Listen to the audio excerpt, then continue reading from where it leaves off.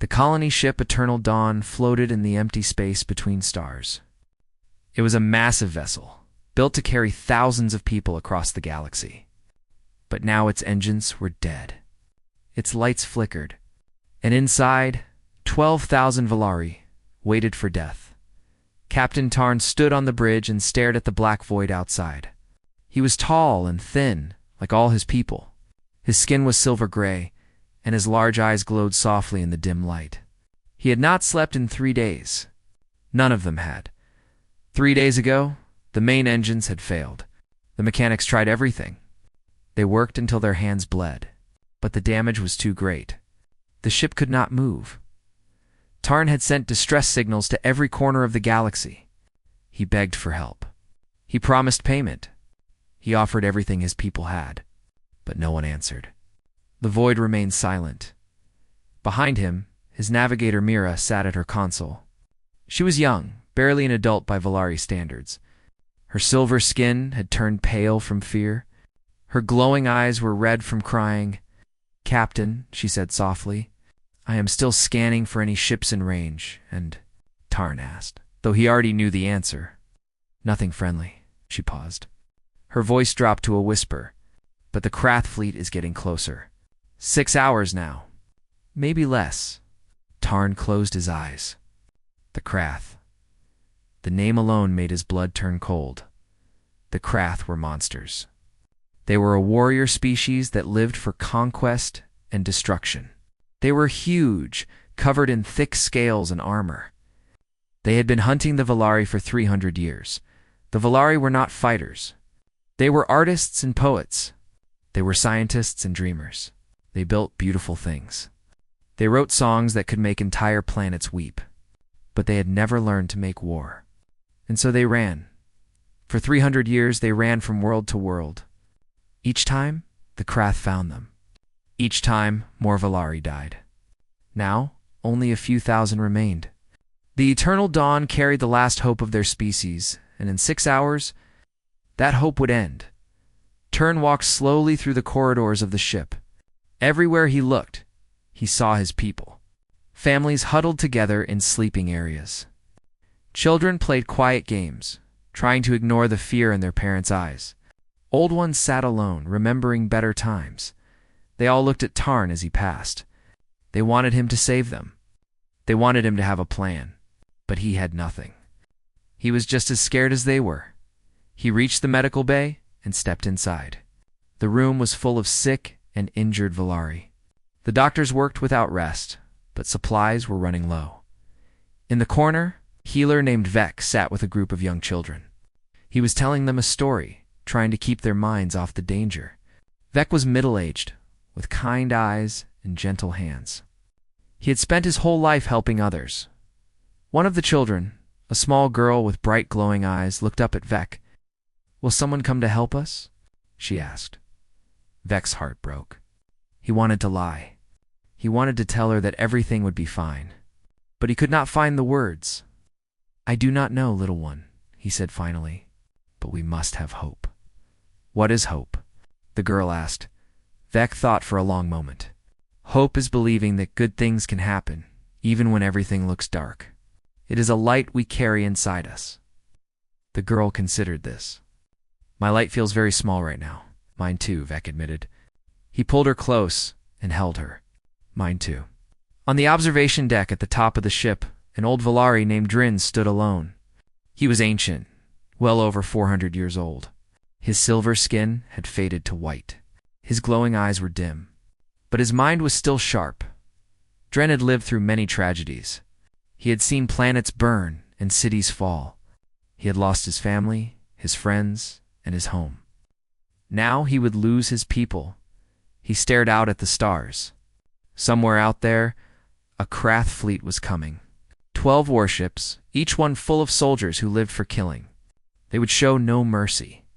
They never did. Dren remembered a story he had heard long ago when he was young. A traveler from a distant system had told him about a species called humans. They were small and soft, the traveler said. They lived on a planet of water and rock, in a spiral arm of the galaxy that no one visited, but the humans were different from other species. They did not run from danger. They did not surrender to stronger enemies. Instead, they fought. They fought until they won or until they died. And sometimes, the traveler said, they came to help strangers for no reason at all. Dren had laughed at the story. It seemed impossible. Why would anyone fight for strangers? Why would anyone risk death for nothing? Now, standing alone in the darkness, Dren wished the story was true. He wished there was someone out there who would hear their cries and come running. But that was foolish. That was the thinking of a child. No one was coming. Back on the bridge, Myra suddenly sat up straight. Her console beeped once. Then again, Captain, she called out. Her voice shook. Turn turned. What is it? The Krath fleet. They just dropped out of hyperspace. Her hands trembled as she read the data. 12 warships. They are heading directly for us. Tarn felt his legs grow weak. 6 hours had become 6 minutes. There was no more time. Open a channel to the ship, he said quietly. All areas. Everyone needs to hear this. Mira nodded and pressed a button. Throughout the eternal dawn, speakers crackled to life.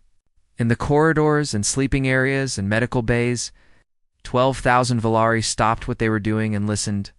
Turn took a deep breath. He did not know what to say. What could anyone say at a moment like this? My people, he began. This is your captain.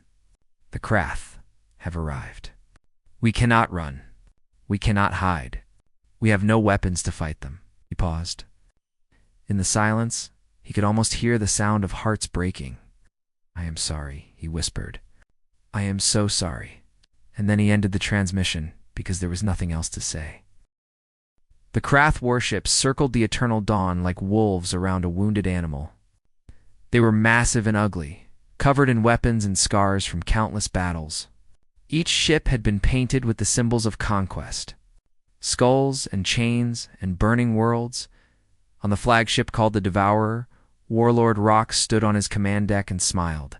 He was enormous, even for a Krath.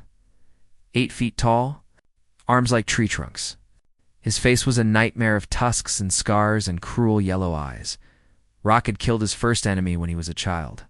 Since then, he had destroyed entire civilizations. He had broken worlds. He had made species disappear from the galaxy forever. And he had enjoyed every moment. Now, he looked at the helpless colony ship on his view screen. Valari, he hated them. They were weak and soft. They made art and music instead of war. They deserved to die. But first, they would serve. How many on that ship? Rock asked. An officer named Vor checked his console. Scanners show 12,000 life signs. Warlord? Mostly civilians. Many children. Rock's smile grew wider. Children made excellent slaves. They were easy to break. Open a channel, he commanded. Let me speak to their captain. The view screen flickered. A Valari face appeared. Silver skin. Glowing eyes. Fear written in every line. I am Captain Tarn of the colony ship Eternal Dawn, the Valari said. His voice shook. We are civilians. We carry no weapons. We are not silence, Rock said. The word was like a hammer blow. Tarn stopped talking immediately. Rock leaned forward. He wanted the Valari to see his face clearly. He wanted him to see the tusks, the scars, the yellow eyes that had watched so many people die. Here is what will happen, Rock said slowly. You will open your airlocks. My soldiers will board your ship. Your people will line up in the corridors with their hands on their heads. Anyone who resists will be killed. Anyone who hides will be killed. Anyone who looks at my soldiers wrong will be killed. Ern's face went pale. We have children. Families. Please. There must be. You have 6 minutes. Rock continued as if Tarn had not spoken. After that, my ships will cut open your hull. We will drag your people out into space and watch them die. Then we will enter anyway. He smiled again. The choice is yours. The channel closed. Tarn stood frozen on his bridge. 6 minutes. That was all the time his people had left. Around him, his crew wept openly. Mira had collapsed at her console, her body shaking with sobs. Others simply stared at nothing, their minds unable to accept what was happening. On the observation deck, old Dren heard the warlord's words through the speakers. He closed his eyes and waited for the end. In the medical bay, Vec gathered the children close. They were crying. They did not understand what was happening, but they felt the fear all around them. "I am scared," the little girl whispered. "I know," Vec said softly. He stroked her hair. "But whatever happens, we will face it together. You are not alone." On the Devourer, Warlord Rock watched the timer count down. 5 minutes. 4. He felt no pity. He felt no doubt. This was the natural order of things. The strong took what they wanted. The weak served or died. It had always been this way. "Prepared boarding parties," he ordered. "Heavy weapons. I want the corridors secured in, Warlord." Vor's voice cut through the bridge. There was something strange in his tone. Something that sounded almost like fear. ROK turned. "What? New contact, sir." "A ship just appeared on our sensors." "Reinforcements? From where?" Vor's clawed hands moved across his console.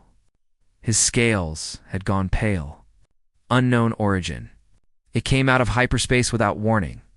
No transition signature that we recognize. One of ours?" "No, Warlord." Vor looked up. His yellow eyes were wide. "I have never seen anything like it." Rock pushed Vor aside and looked at the console himself. There was indeed a new ship on the sensors. It was smaller than his flagship, but the readings made no sense. The energy signature was massive, far too powerful for a vessel that size. And the speed. The ship was moving toward them at a velocity that should have been impossible. What kind of ship moves that fast? Rock muttered. No one answered. No one knew. On the eternal dawn, Mira suddenly stopped crying. She wiped her eyes and stared at her console. A new light was blinking. A new signal. "Captain," she called out. Her voice was different now. Not hopeful exactly, but curious. "I am detecting another ship." Tarn turned. He had given up hope minutes ago, but something in Mira's voice made him listen. "What ship? Is it Krath?" "No. The signature is completely unknown." She worked her console frantically. "It is coming fast. It's very fast. Faster than anything I have ever seen. Can you identify it?" Myra shook her head. "The design is strange, angular, dark. It looks like it was built for..." She paused, searching for the right word. "For violence?" Tarn walked to her console and looked at the readings. She was right. The ship was coming directly toward them, moving at impossible speed. In moments, it would be between the eternal dawn and the Krath fleet. "Who are they?" Tarn whispered, and then the ship arrived. It burst out of the darkness like a predator breaking through water. It was black and angular, covered in weapons, built for war. And as it appeared, it made a sound. A howl. The sound filled every speaker on every ship in the sector. It was loud and long and terrifying. It sounded like animals screaming, like monsters crying out for blood. On the Devourer, Warlord Rock stumbled backward. He had conquered 100 worlds. He had never felt fear, but that sound made something cold crawl down his spine. "What is that?" he demanded. "What is making that noise?" Vor was shaking now. His voice came out in a whisper. "It is the ship, Warlord. The ship itself is howling." In the medical bay of the eternal dawn, the children stopped crying. They listened to the terrible sound with wide eyes. "What is that?" the little girl asked. Vec did not know. But for the first time in days, something strange flickered in his chest, something that felt almost like hope. I do not know," he answered softly. "But I think someone just answered our call." The ship was called the Soul's Fury. It was a Hunter-class destroyer of the Terran Republic Navy, built in the orbital shipyards above Earth. It was not the largest human warship. It was not the most famous, but it was fast and deadly. It's designed for one purpose: to hunt down threats and destroy them. The hull was matte black. It's painted to absorb light and radar signals. Every surface was angular, designed to deflect enemy scans. Weapons covered the ship like thorns on a dangerous plant. Railguns, missile pods, point defense lasers, and running down the spine of the vessel, a massed driver cannon capable of punching holes through small moons. On the bridge, Captain Una stood with her arms crossed. She was short for a human, barely 5 feet 4 inches tall. Her black hair was pulled back tight against her head. Her dark eyes watched the tactical display without blinking. She had been a captain for 7 years. Before that, she had been a soldier. Before that, a student. Her ancestors came from a place on Earth called Korea, a small peninsula that had survived invasion, war, and division. That history was in her blood. She had learned to fight before she learned to read. Beside her stood her first officer, Lieutenant Commander Tae. He was taller than her, calm and quiet, with the careful eyes of a man who planned everything 3 moves ahead. He was studying the tactical display with a slight frown. 12 Krath warships, he said. Standard battle formation. They have surrounded the colony vessel. Valari, Una asked. Yes, Captain. Refugees, from the looks of it. Their distress signal has been broadcasting for 3 days. Una felt something hot rise in her chest. 3 days. Those people had been calling for help for 3 days, and no one had come. No one except the predators? Ship status? She asked. From behind her, Ensign Hannah spoke up. She was young, fresh from the academy, but she had steady hands and a quick mind. All systems optimal, Captain? Weapons charged. Shields at full power. Enemy response. They have noticed us, Tae said, but they have not moved yet. I believe they are confused. They have likely never encountered a human vessel before. Una nodded. The Krath operated in a different part of the galaxy. They had heard rumors of humanity, perhaps. Stories of a small species from a distant spiral arm, but they had never faced humans in battle. They did not know what was coming. Open a channel to the Krath flagship, Una ordered. Her communications officer, Lieutenant Su, worked his console. Channel open, Captain. The view screen flickered. A face appeared. Large, covered in scales. Yellow eyes above a mouth full of tusks. Warlord Rock. For a moment, the Krath leader simply stared. He had never seen a human before. To his eyes, Una must have looked almost laughable. Small, soft. No claws. No armor, no tusks. How could such a creature command a warship? Krath vessels, Una said. Her voice was flat and cold. This is Captain Una of the Terran Republic warship Soul's Fury. You are threatening civilians under our protection. You have 60 seconds to power down your weapons and withdraw from this sector. She paused. Her dark eyes never blinked. This is your only warning. On the Devourer, Warlord Rock stared at the tiny creature on his screen. For a moment, he was too surprised to respond. Then he laughed.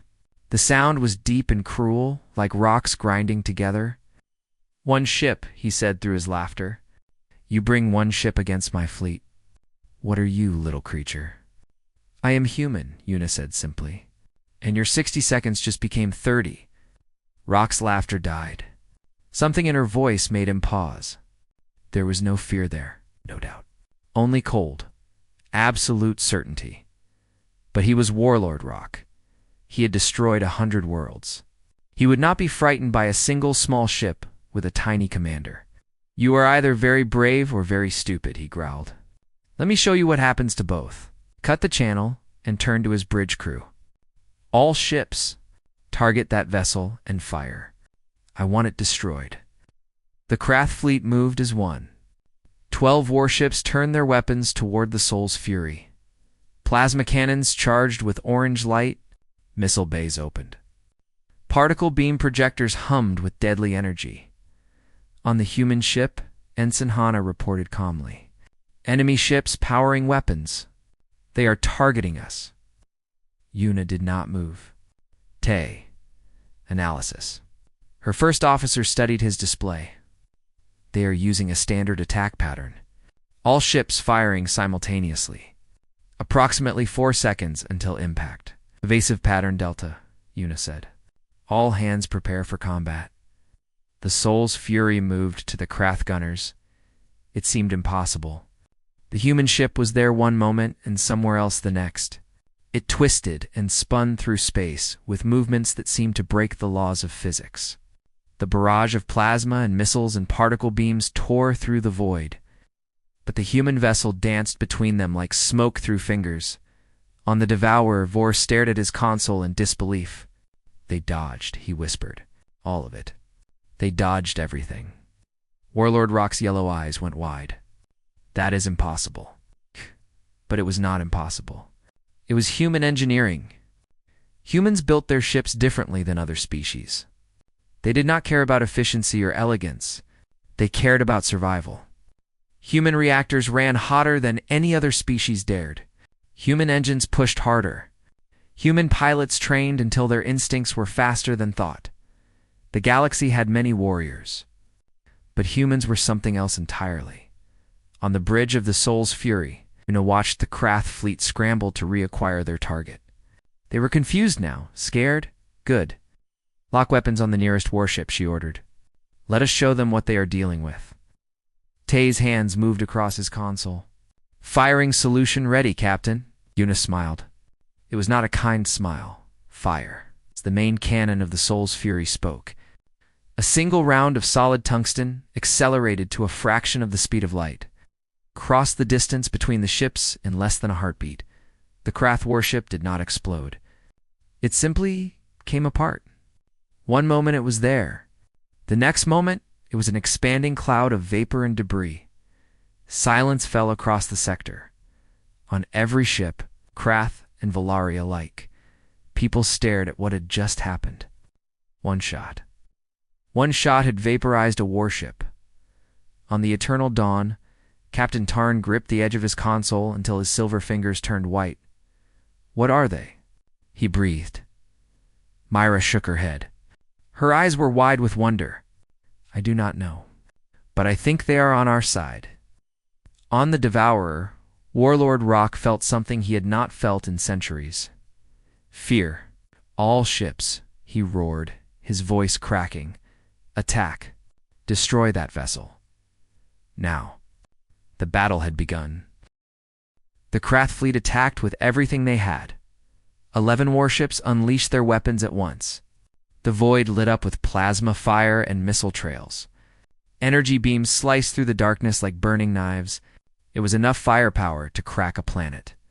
Enough to destroy anything that had ever challenged them before. The Souls. Fury flew straight into the storm. Captain Una stood perfectly still at the center of her bridge. Around her, her crew worked with quiet precision. No one shouted. No one panicked. They had trained for this moment every day of their lives. 2 missiles incoming. Port side ensign, Hannah reported. "Point defense," Una said calmly. Lasers flashed from the hull of the human ship. The missiles exploded harmlessly in the void. "Plasma barrage from 3 ships," Hannah continued. "Roll 30 degrees starboard. Continue approach." The Soul's Fury twisted in space, sliding between the plasma bursts like water flowing around stones. A human ship was not like other vessels. It was over-engineered, overpowered, built by a species that refused to accept limits. Lieutenant Commander Tay looked up from his console. "We are in range of their second-largest warship." "Firing solution ready," Fire Una said. The railguns roared. Streams of tungsten rounds tore across the void at impossible speed. They punched through the Krath warship's shields like they were made of paper. They pierced the hull. They continued out the other side. The Krath ship broke apart, fire and atmosphere spilling into the cold of space. To down. 10 to go. On the Devourer, Warlord Rock watched his fleet die and could not believe what he was seeing. He had conquered 100 worlds. He had never lost a battle. Now he was watching a single ship tear through his forces like they were nothing. "Concentrate fire," he roared. "Surround them. They cannot dodge forever." His remaining ships tried to obey. They moved to encircle the human vessel, to trap it in a sphere of firepower. But the Soul's Fury was too fast. Every time they thought they had it pinned, it was somewhere else, firing, destroying, killing. On the human bridge, Lieutenant Sue reported from his station. Enemy cruiser attempting to flank, Captain. They are moving toward the colony ship. Yuna's eyes narrowed. They want to use the civilians as shields. Or hostages. She turned to Hannah. Put us between them and the eternal dawn. Now yes, Captain. The Soul's fury burned hard, crossing the distance in seconds. It appeared directly in the path of the flanking cruiser like a predator defending its young. The Krath cruiser tried to turn. To slow the human ship's main cannon fired again. The cruiser vanished in a flash of light and debris, 3 down. On the eternal dawn. The Volari watched the battle through their viewports and on their screens. They had never seen anything like it. The human ship moved like a living thing, like some great predator from ancient nightmares. It was beautiful and terrible at the same time. Captain Tarn could not look away. How many are they? He asked. How many crew on that ship? Mira checked her readings. Standard human destroyer carries about 200. 200, Tarn repeated. 200 beings against 12 warships. And they are winning. In the medical bay, Vec held the children close. They could hear the sounds of battle through the hull. Explosions.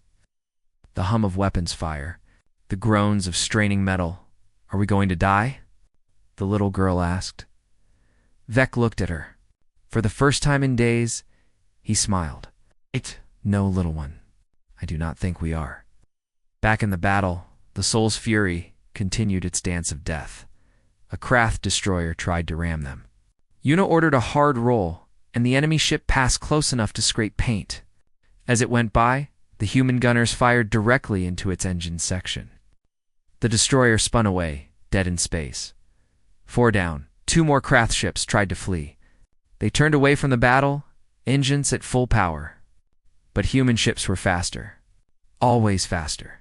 The Soul's fury ran them down like a wolf chasing wounded deer, 6 down the remaining. Krath captains watched their fleet die and felt terror grip their hearts. This was not a battle. This was slaughter. The human ship was too fast, too powerful, too precise.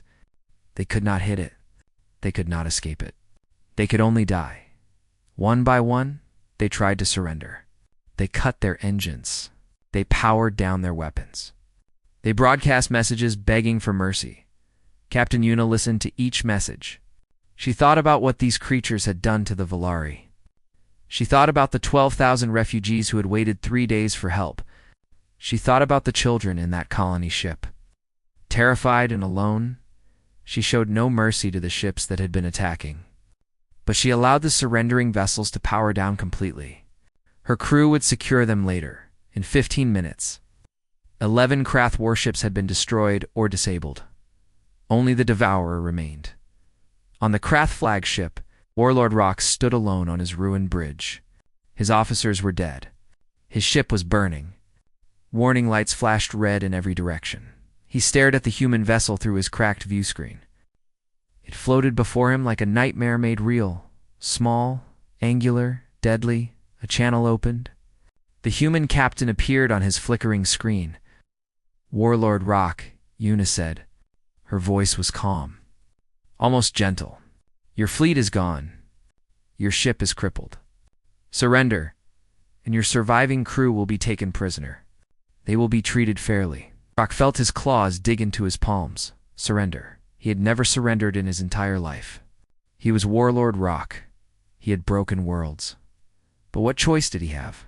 He opened his mouth to speak, and then something changed in his eyes. Something twisted and hateful. Oh, he growled.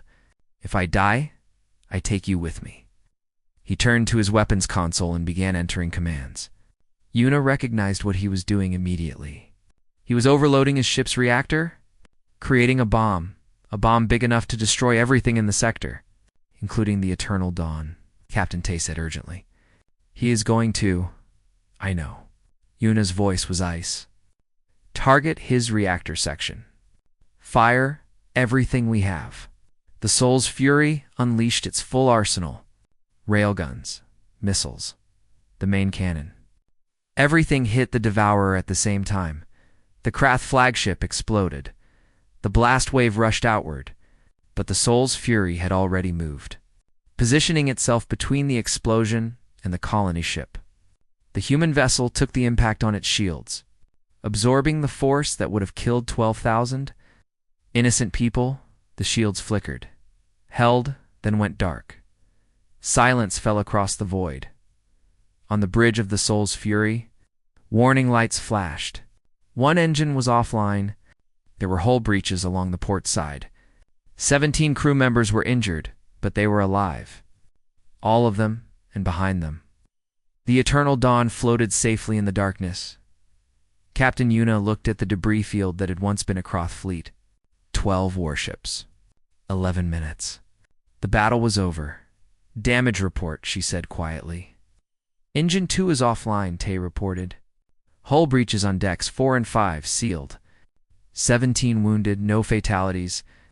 Yuna nodded. And the colony ship? Untouched, Captain. She closed her eyes for a moment. When she opened them again, there was something soft in them. Something human. Hana, open a channel to the Eternal Dawn. Let them know they are safe. Yes, Captain. In the void between stars where death had seemed certain, a single human ship had changed everything. The wolves had come, and they had won. The battle had lasted 11 minutes. In that time, the universe had changed for 12,000 Valari. Captain Tarn stood on his bridge, staring at the view screen.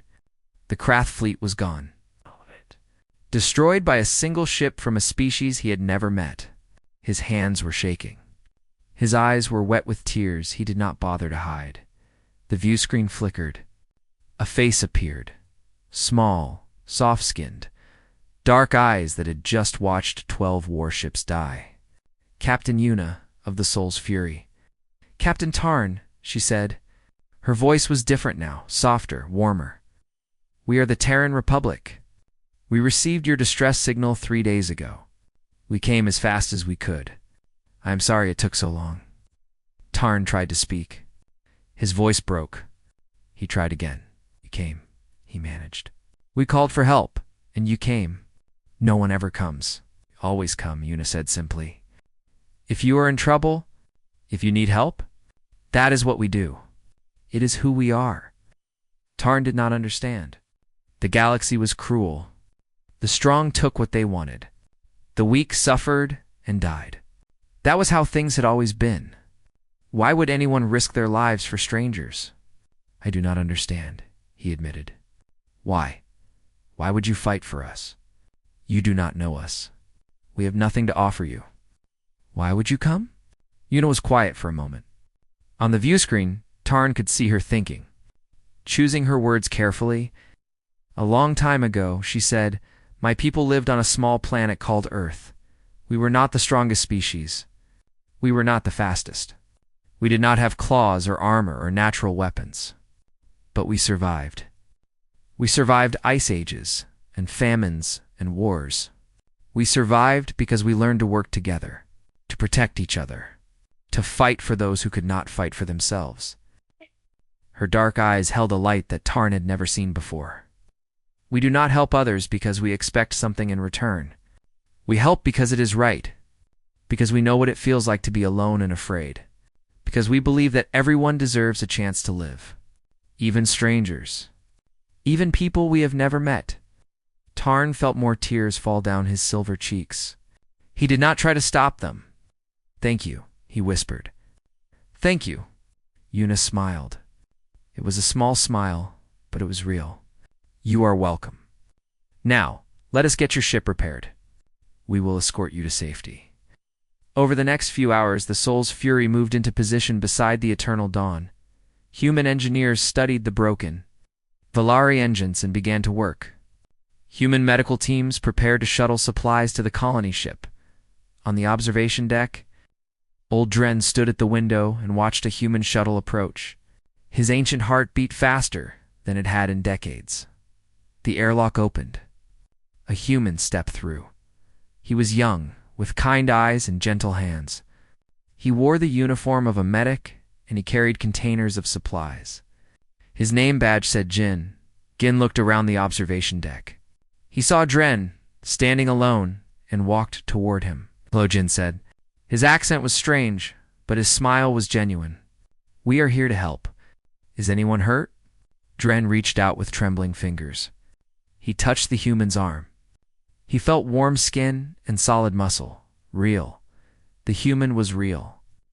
"The stories were true," Dren whispered. "All those years ago I heard stories about your kind. I thought they were myths. Fairy tales. But you are real." Jin looked confused. "Stories? What stories?" "That somewhere in the galaxy, there are beings who hear cries for help and come running, who fight for strangers, who refuse to let the darkness win." Dren's voice cracked. "We thought we were alone. We thought no one cared." Jin was quiet for a moment. Then he placed his hand over the old Valera's fingers and squeezed gently. "Oh, we're never alone," he said. "We just had not met yet. But now we have. And we do not leave people behind." In the medical bay, Vec watched human doctors work alongside Valari healers. They treated the sick. They bandaged wounds. They handed out food and water and blankets. The children gathered around them, curious and no longer afraid. The little girl who had asked Vec about hope tugged at a human doctor's sleeve. The woman looked down at her and smiled. "Hello, little one. What is your name?" "I am Myra," the child said. "Are you really a human?" "Am." "My name is Sira. Are you going to protect us?" Sira knelt down so she was at the child's eye level. "Yes, we are going to protect you. We are going to take you somewhere safe, and if anyone tries to hurt you again, we will stop them." Little Myra thought about this. Then she reached out and hugged the human doctor. Sira hugged her back. Vec watched this moment and felt his eyes fill with tears. This was hope. This was what hope looked like. 3 weeks later, the eternal dawn reached the human colony world of New Bus, and it was a beautiful planet. Blue oceans, green forests, cities that gleamed in the sunlight. The Valari refugees were given homes there. They were given food and medicine and schools for their children. They were given a chance to build a new life. Captain Tarn stood on the surface of his new home and looked up at the sky. Somewhere up there, the Soul's Fury was still patrolling, still protecting, still ready to answer the next call for help. Beside him stood Captain Yuna. She had come down to say goodbye before her ship departed. "I do not know how to thank you," Tarn said. "You saved my people. All of us. How can we ever repay you?" Yuna looked at him. The wind moved her dark hair. Her eyes were calm. "You do not have to repay us. But if you want to do something, then do this. Be kind. When you see someone in trouble, help them. When you hear a cry for aid, answer it. Pass on what we gave you. That is enough." Darn nodded slowly. "I will. I promise." Yuna smiled. Then she turned and walked back toward the shuttle that would take her to her ship. At the door, she paused and looked back. "Welcome to the galaxy, Captain Tarn. It is not always dark out there. Sometimes there are lights." She boarded the shuttle. It rose into the sky and disappeared. In the years that followed, the Valari told the story of what happened in the void between stars. They told their children and their children's children. The story spread across the galaxy, to the slave camps of the Krath remnants, to the halls of ancient empires, to the dark places where the lost and forgotten waited for salvation that would never come. But now they whispered something new. If you are lost, call the humans. If you are afraid, call the humans. If no one else will answer, if all hope seems gone, if you think you are going to die alone in the darkness, then call the humans, because they will come. They will always come. 100 years later. In a classroom on New Busan, a Valari teacher stood before a group of young students. Some were Valari. Some were human. Some were other species that had found shelter among the humans. Today, the teacher said, we will learn about the day our people were saved. The day a single ship appeared from the void and taught us the most important lesson in the galaxy. A young Valari boy raised his hand. What lesson? The teacher smiled. That hope is real. That kindness is strength. and that somewhere out there, there are beings who will fight for you. Not for money, not for power, but simply because you needed help. She looked out the window at the blue sky of her adopted home. The humans have a saying, she continued. No one gets left behind. That is what they believe. That is who they are. She turned back to her students. And that is why we are still here. The children listened, and they remembered. And somewhere in the endless darkness of space, human warships continued to patrol, to protect, to answer calls for help from strangers they had never met, because that was what humans did. They showed up always.